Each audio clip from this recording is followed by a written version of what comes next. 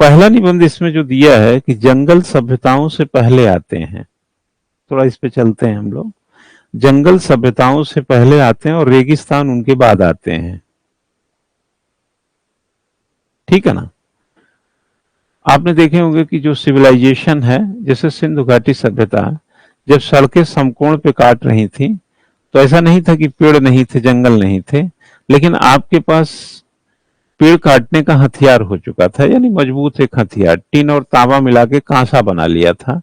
उस दौर में लोहा तो नहीं जानकारी में है, तो तांबा जो है टिन और तांबा मिला देने से कांसा जो है ज्यादा थोड़ा मजबूत हुआ, तो आपने कुछ पेड़ और काटने में मदद मिली, तभी तो सड़कें समकोण पे काटी होंगी, है ना। नहीं तो अगर पेड़ काट ही नहीं पाते तो फिर सड़कें जिधर से जगह मिलता जिंग जैंग ले जाते आप।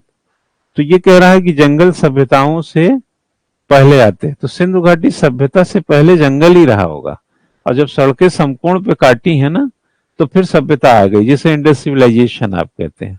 आज की सिविलाइजेशन को देखिए, जो स्मार्ट सिटी बना रहे हैं, या जो कोई रेल की पटरी ले जाते हैं, कोई हाईवे ले जाते हैं, तो पेड़ काटते हैं कि नहीं काटते हैं? पेड़ इसलिए काट लेते हैं क्योंकि आप 1000 BC में अतरंजी खेड़ा, यही जो है एटा में, यहीं पर आपको लोहा मिल गया था, ठीक है ना।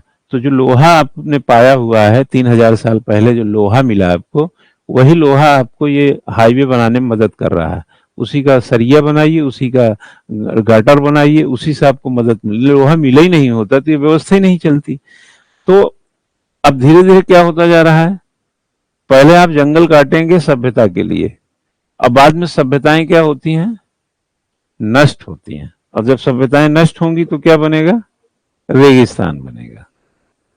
इस निबंध के भाव में ये वाला अर्थ को समाहित करके, मतलब देखो ऐसा होता है ना, निबंध को बिना बंधन के आप बात कहिए, जहां से आप कन्विंस कर सकें और खूबसूरती से अपने शब्दों का ध्यान रख करके बखान कर पाए, और एग्जामिनर के दिमाग में डाल दें कि यार देखो मैं बात अच्छी कह रहा हूँ, उठा के अपनी पेन से नंबर दे दे, आपका काम चल जाए, बस यही निबंध है।